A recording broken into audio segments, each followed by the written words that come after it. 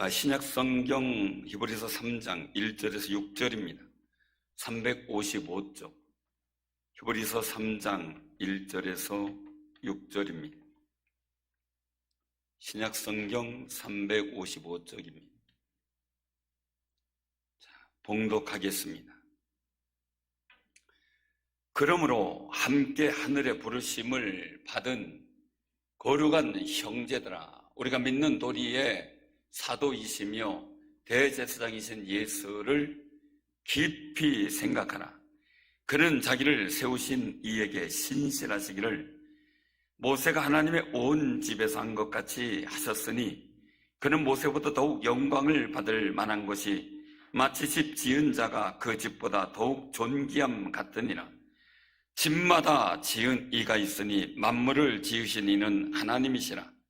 또한 모세는 장래에 말할 것을 증언하기 위하여 하나님의 온 집에서 종으로서 신실하였고 그리스도는 하나님의 집을 맡은 아들로서 그와 같이 하셨으니 우리가 소망의 확신과 자랑을 끝까지 굳게 잡고 있으면 우리는 그의 집이라. 아멘. 할렐루야. 주님의 거룩한 은혜가 여러분들과 함께 하신 줄로 믿기를 바랍니다. 날씨가 춥다가 풀렸다가 긴장도 했다가 풀렸다가 그러는 것 같습니다. 우리가 한 가지 사건들을 더 깊이 생각하게 되죠. 오늘 본문 말씀 속에서 히브리서 기자는 예수를 깊이 생각하라 그렇게 말씀하셔요. 본문 1절에 우리가 믿는 도리의 사도시며 대제사장인 예수를 깊이 생각하라 라고 말씀하세요. 예수를 깊이 생각하는 것은 예수님을 보내신 하나님의 마음, 그로 인해 우리 삶에 일어나는 모든 하나님의 은총의 사건들, 내가 하나님 아들 된 것, 제사함 받고 기도할 수 있고 영적 자유함 가운데 천국을 소망하는 천국 시민이 된 것, 이 모든 것을 깊이 생각하며 살으라는 말씀입니다. 지금까지 내게 주신 은혜들도 하나하나 깊이 생각하는 거죠. 대제사장 되신다는 의미는 예수님께서 백성의 죄를 대속하신 분이고 지금도 죄를 대속해 주시는 분이라는 의미입니다. 구약의 대제사장들은 1년에 한 번 대속죄일이 되면 지성소에 들어가 백성들의 죄를 대신한 짐승의 피를 시인자에 뿌리며 백성들의 죄를 속죄하는 사역을 담당했어요. 대제사장들은 짐승의 피를 가지고 뿌림으로 속죄의 사역을 매년 반복할 수밖에 없는 불완전한 제사장이었죠. 말 그대로 시한이 1년 시한이에요. 시한부조 말하자면 1년밖에 효력이 없는 그 짐승의 피와 영원한 생명의 효력이 있는 예수 그리스도의 피는 상대가 안 되는 거죠. 자기 죄를 위해서도 속죄의 피를 하나님께 드렸어야 됐어요. 근데 예수님은 자기 자신을 거룩하고 죄사함 받게 하기 위해서 속죄의 피를 뿌릴 필요가 없는 분이에요. 왜? 죄가 없으신 분이니까요. 지금도 하나님 보좌 우편에 앉아 계셔서 우리를 중보하시잖아요. 그 은혜로 우리는 하나님 앞에 담대하게 나갈 수 있는 믿음의 담력이 생긴 거예요. 전에도 말씀드리면 이 강단이 지성소예요. 여러분들이 앉아있는 회중석이 성소예요. 그리고 예배당 문을 나가면 이제 성막 울타리 아니라고 할 수가 있겠죠. 그러면 성도들이 현관각 밖에는 예물을 가지고 있는, 즉 짐승의 피를 갖고 속죄하러 온 사람만이 현관에 들어오는 거죠. 성막 울타리를 넘어. 이 자리는 제사장만 들어오는 자리에 우리가 와 있는 거예요. 그 자체가 기적이고 은혜요. 내가 그만큼 하나님과 가까워졌다는 사실을 늘 기억하며 사는 귀한 삶이 되시기를 바랍니다. 그것이 바로 예수 그리스도의 은혜예요. 우리가 담대하게 하나님 앞에 나올 수 있도록 십자가의 죽으심으로 휘장을 갈라놓으셨고 우리가 나오는 길을 발짝 열어주신 겁니다. 히브리서 1장과 2장에서는 예수님은 천사보다 우월하며 비교할 수 없는 분이다라는 것을 증거해요. 왜냐하면 그 당시에 천사 숭배자들이 있었어요.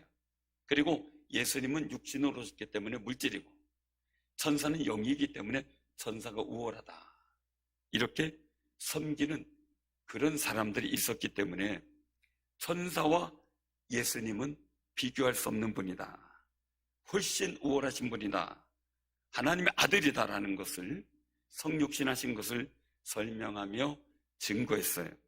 오늘 본문은 이제 유대인들 속에서 모세가 더 위대하다라고 생각하고 모세 중심으로, 모세 율법 중심으로 유대교에 생활하는 사람들이 있어서 그 모세와 예수님과의 관계를 설명해 놓는 겁니다. 모세는 구약에서 어떤 인물보다 가장 위대한 인물이죠. 모세는 그러나 예수 그리스도의 모형으로서 하나님을 위해 충성했던 지도자의 리더, 선지자라고 할 수 있죠. 이스라엘 민족은 이 모세를 굉장히 위대한 지도자로 평가를 하죠. 요셉보다 훨씬 위대하게 봅니다. 왜요? 모세는 이스라엘 민족을 애굽에서 해방시킨 건국 공신에 이스라엘 민족의 나라를 세웠죠. 성막을 건축했죠. 가나안 땅 정복은 실패했지만 그 일을 위해 최선을 다했던 리더였어요. 그리고 또 모세는 시내산에 올라가서 하나님의 율법을 받아오죠. 그 율법을 이스라엘 민족, 즉 유대인들은 최고의 가치로 여겼어요. 당시 유대인들의 최고의 가치지만 모든 삶의 기준이 되는 거예요. 울타리요, 핵심이고 방향이었죠. 그래서 예수님을 공격하는, 그리고 비난하는 바리새인과 서기관들도 항상 모세의 율법을 사용을 했던 겁니다. 그래서 히브리서 기자는 예수님을 향한 바른 신앙을 위하여 예수님이 행하신 사역과 모세의 사역의 차이를 비교해서 말씀해 준 겁니다. 그 차이를 비교해 보면 첫째는 종과 아들의 차이다라는 거예요. 구약의 모세는 충성의 종의 상징이에요. 하나님의 온 집에 충성했다라고 말씀해요. 예수님은 하나님의 아들로서 하나님의 집을 맡아 충성했다라고 말씀하죠. 모세가 아무리 위대해도 하나님의 종 백성의 리더 신분이었어요. 아들은 상속자예요. 유업을 잇는 자고, 그리고 또한 하나님의 아들이며 하나님이세요. 모세가 이스라엘 민족을 애굽에서 탈출시켜서 가나안 땅으로 인도하기 시작을 해요. 그 과정 속에서 많은 우여곡절이 있었죠. 예수님은 우리를 죄악 때문에 사망으로 가고 지옥 가던 우리를 천국으로 인도하시는 좋은 리더예요. 종은 한계가 있지만 아들은 한계가 없어요. 완전하다는 이야기죠. 시한부가 아닌 거죠. 예수님의 보혈은 시한부가 아닙니다. 영원합니다. 짐승의 피는 시한부입니다. 때와 기한이 있는 거죠. 예수님을 영접한 신약의 백성들, 예수님 이후에 믿음의 사람들, 교인들은 종이 아닌 하나님의 아들입니다. 하나님의 나라를 상속할 하나님의 아들로서 입양된 겁니다.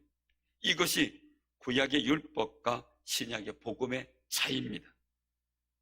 갈라디아서 3장 13절에 그렇게 말씀하세요. 그리스도께서 우리를 위하여 저주를 받은 바 되사 율법의 저주에서 우리를 속량하셨으니 기록된 바 나무에 달린 자마다 저주 아래에 있는 자라 하였습니다 라고 선포했어요. 예수님이 십자가에 달린 것은 우리가 받을 저주를 대신해서 받으셨다는 의미예요. 율법을 행할 수 없는 인간의 연약함을 통해 인간은 저주 아래에 있게 만들었습니다. 사망 가운데 있게 만들었어요. 그런데 십자가에서 죽으신 예수님의 복음은 영생과 하나님의 복 가운데 살아가도록 우리를 하나님의 자녀된 자격을 부여해 주셨고, 그것이 우리에게 권세가 된 줄로 믿으시기를 바랍니다. 그래서 이스라엘 민족은 율법 아래 있었고 우리는 복음 안에 있는 겁니다.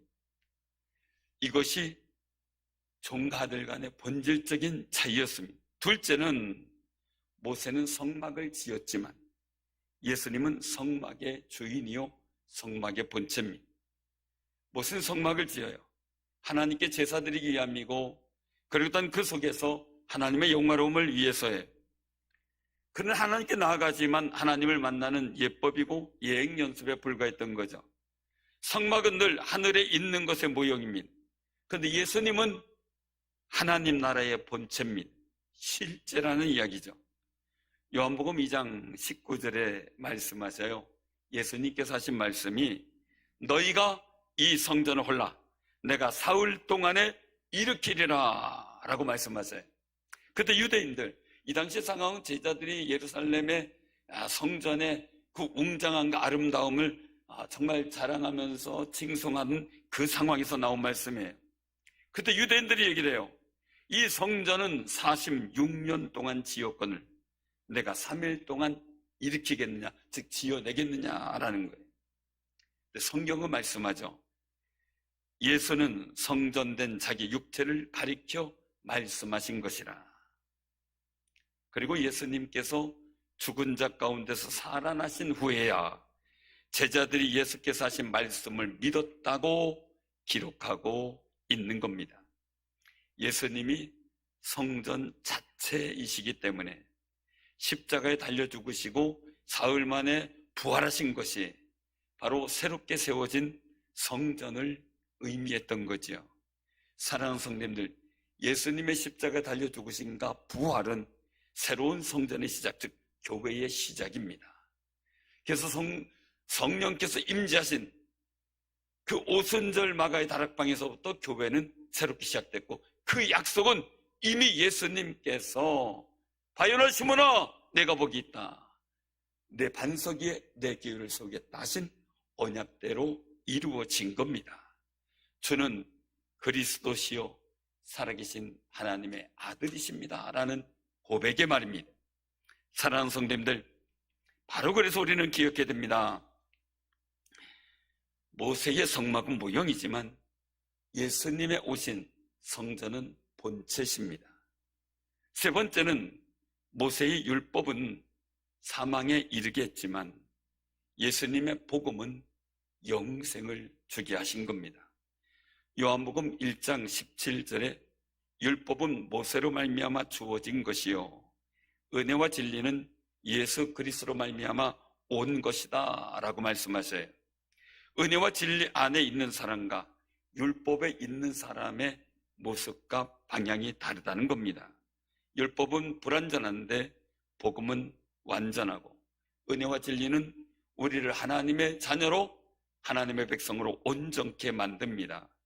그래서 갈라디아서 2장 16절에 말씀하시기를 사람이 의롭게 되는 것은 율법의 행위로 말미암음이 아니요 오직 예수 그리스도를 믿음으로 말미암는 줄 알므로 우리가 그리스도 예수를 믿나니라고 고백을 해요. 그리고 말씀하셔요. 율법의 행위로서는 의롭다함을 얻을 육체가 없느니라. 사랑하는 성도님들, 우리가 공로로 하나님 앞에 의롭다고 인정받을 수 없다는 거예요. 은혜로 되었다는 거예요. 어떤 사람은 내가 잘못한 것 3가지 했으면 5가지 착한 일을 하면 다 상쇄된다고 얘기를 해요. 도둑놈이 착한 일 했다고 도둑질한 것이 벗어지진 않잖아요. 사랑하는 성도님들, 우리 꼭 기억하시기 바랍니다.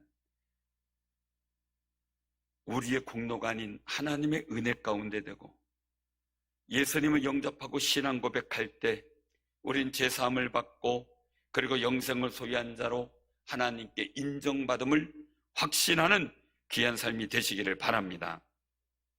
이처럼 구약의 모세가 위대한 지도자인 것은 틀림없어요. 모세는 한마디로 충성의 종이었다. 그만큼 하나님을 위해서 전적으로 충성하며 살았던 사람이 없다라는 이야기. 그런데 예수님과는 감히 비교할 수 없다는 거죠. 이 점이 유대인들이 극복하고 나와야 될 믿음의 울타리였어요. 사랑하는 성도님들, 유대인들이 모세를 핑계대요. 그 예수님을 거부해요. 초대교인들과 사도들을 핍박하는 것, 이것을 자랑스럽게 여기는 사람들이 되었어요. 잘못된 판단과 착각들이죠.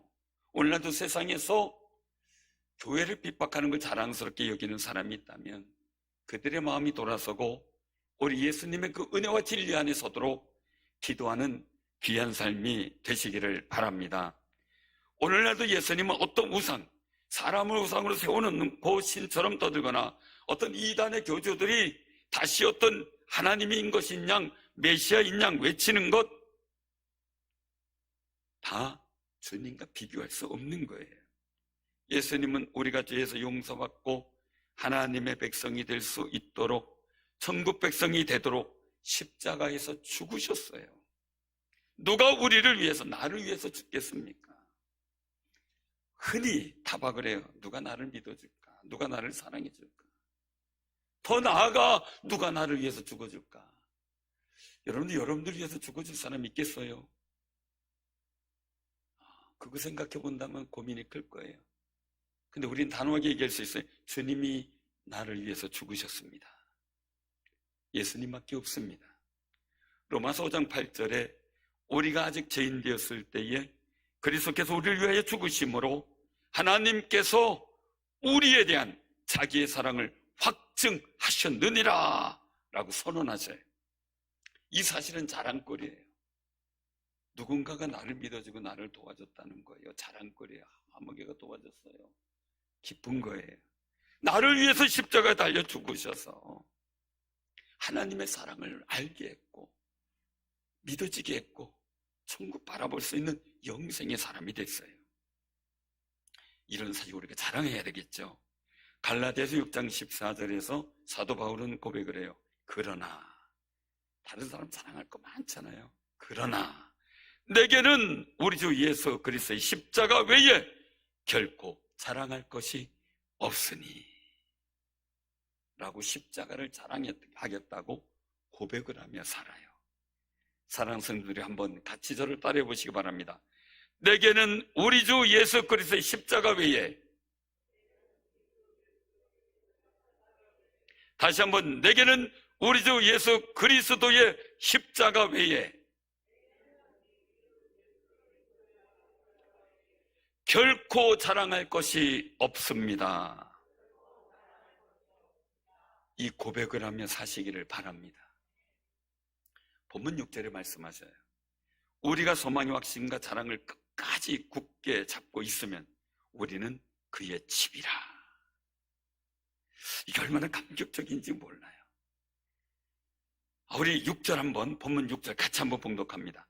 그리스도는 하나님의 집을 맡은 아들로서 그와 같이 하셨으니 우리가 소망의 확신과 자랑을 끝까지 굳게 잡고 있으면 우리는 그의 집이라. 아멘. 사랑하는 성도님들, 우리 이 말씀에 귀를 기울여야 됩니다. 우리가 예수님의 집이 되어야 됩니다. 우리 교회가 예수님의 집이 되어야 되지만 여러분들 가정도 예수님의 집이 되시기를 바랍니다. 예수님의 집이란 얘기는 예수님의 소유를 말합니다. 예수님의 소유란 얘기는 예수님이 가장이 되신 것을 말하죠. 예수님을 나의 가장으로 세웠다면 나는 내 집에서 어떻게 행할 것인가 고민해야만 합니다. 막 해서는 안 되겠죠. 예수님이 가장이신데 말이죠. 우리는 소망의 확신, 힘들고 어려워도 변화되어야지 않아도. 제 아내는 늘 저한테 얘기를 해요. 당신을 위해서 내가 40년 동안 참은 게 많다고. 참고 살았잖아요. 여러분들도 참고 살 거예요. 사랑하는 성도님들, 그래도 우리는 소망의 확신이 있어요. 서로에 대한 기대와 소망과 확신이 있어요. 자랑거리도 있어요. 그것을 끝까지 붙잡고 있어야 돼요.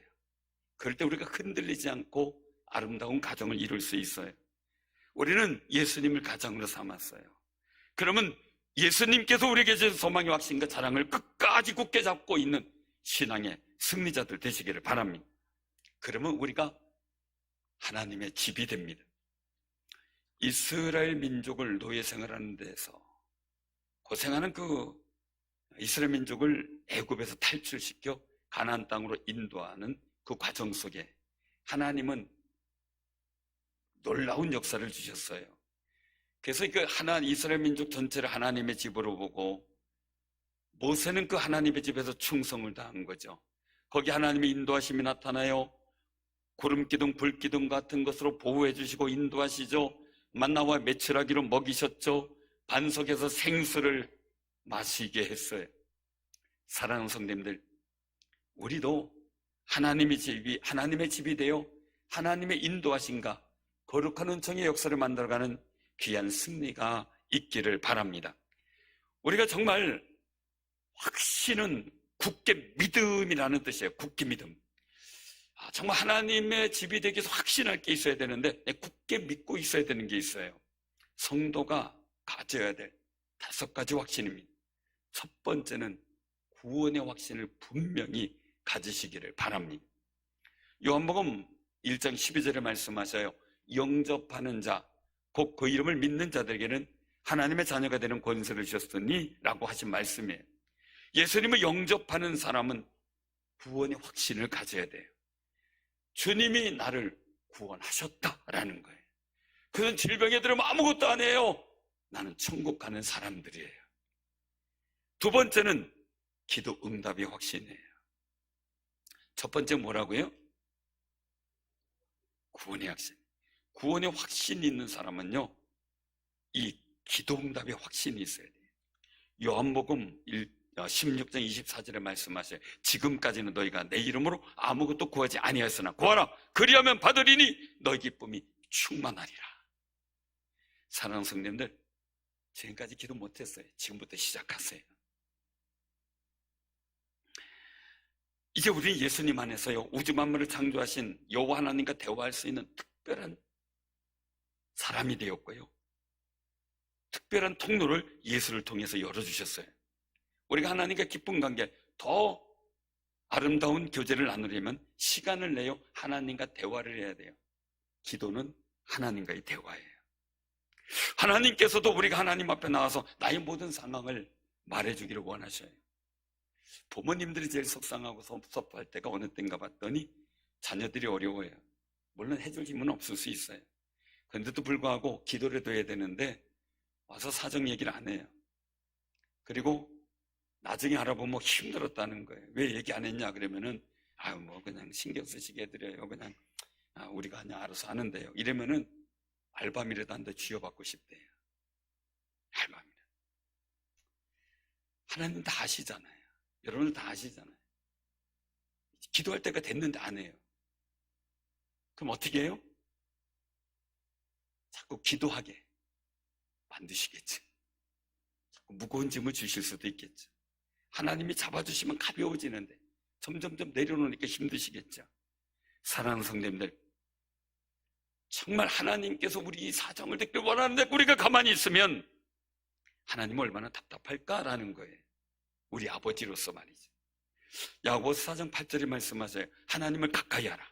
그러면 너희를 가까이 하시리라. 하나님과 가까이 하는 게 복이라는 거예요. 그래서 시편 145편 18절에 말씀하셔요. 여호와께서는 자기에게 간구하는 모든 자, 곧 진실하게 간구하는 모든 자에게 가까이 하시는도다. 하나님께서 가까이 하시게 좀 만들어주세요. 옆에 분들하고 인사 나누세요. 기도하면 가까이 오신대요. 그랬어요. 기도하면 가까이 오신대요. 사랑하는 성도님들, 정말 하나님을 가까이 하면 하나님께서 가까이 오셔서 여러분들에게 거룩한 은총의 역사를 주시는 그런 은혜의 경험을 하게 될 줄로 믿으시길 바랍니다. 그래서 여호와께서는 자기에게 간구하는 모든 자, 곧 진실하게 간구하는 모든 자에게 가까이 하시는도다 라는 시편 145편 18절 말씀이 여러분들 고백이 되시길 바랍니다. 세 번째는 승리의 확신이에요. 첫 번째는 구원의 확신입니다. 두 번째는 기도응답의 확신입니다. 세 번째는 승리의 확신입니다. 로마서 8장 31절에 말씀하세요. 그런즉 이 일에 대하여 우리가 무슨 말하리요? 만일 하나님이 우리를 위하시면 누가 우리를 대적하리요? 라고 말씀하죠. 위하시면 이 말이, 이 뜻이 이롭게 하거나 잘되게 하다라는 뜻이 있고요, 소중하게 여기어 보호하거나 사랑하다라는 뜻이에요. 하나님이 잘되게 하신다는 거예요. 하나님이 소중하게 여기고 보호하고 사랑한다는 하시는 거예요. 하나님이 우리를 위하시면, 하나님이 나를 위하시면 대적할 존재가 없다는 거죠. 그러므로 하나님이 나를 위하시도록 신앙생활을 잘하는 귀한 승리자들 되시기를 바랍니다. 또한 하나님이 나를 위하신다는 확신을 가지고 승리의 확신이 넘쳐 세상 앞에서 당당히 사는 승리자들 되시길 바랍니다. 네 번째는 사죄의 확신입니다. 사죄의 확신. 승리를 하기 위해서는 내가 자유로워야 되는데 사죄의 확신이 필요합니다. 요한일서 1장 9절에 말씀하세요. 만일 우리가 우리 죄를 자백하면 그는 미쁘시고 위로우사 우리 죄를 사하시며 우리를 모든 불의에서 깨끗하게 하실 것이요 라고 말씀합니다. 나는 몇 가지 기억나는 죄만 고백했는데 하나님은 모든 불의를 깨끗하게 하신다는 거예요.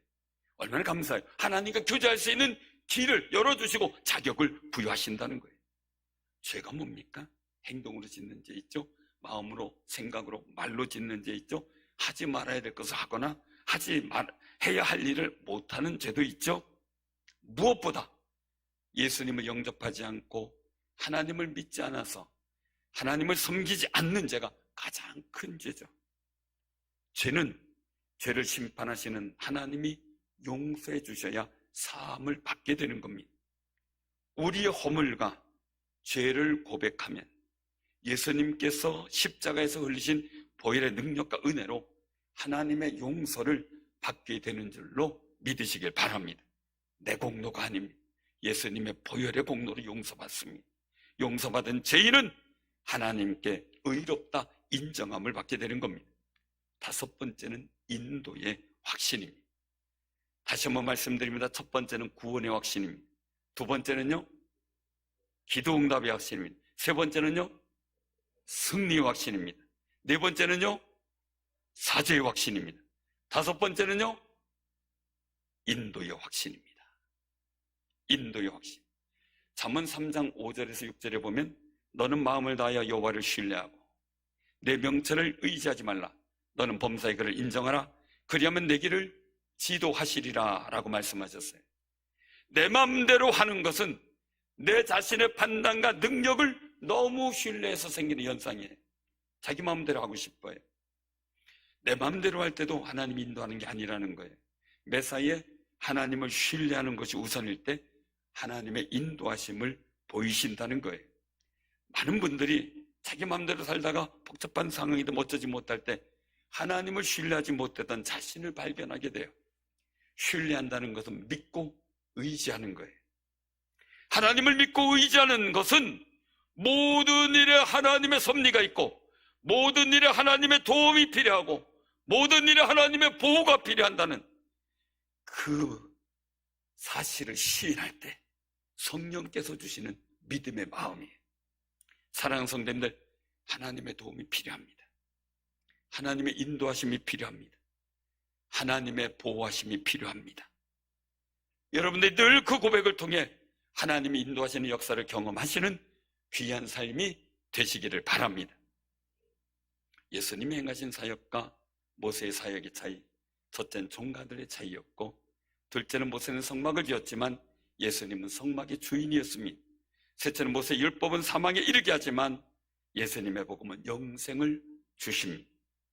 이 속에서 우리가 끝까지 부여잡을 소망과 확신, 우리의 자랑은 예수 십자가의 자랑 위에 놓고 확신 가질 것은 첫 번째는 구원의 확신, 두 번째는 기도 응답의 확신, 세 번째는 승리의 확신, 네 번째는 사죄의 확신, 다섯 번째는 인도의 확신입니다.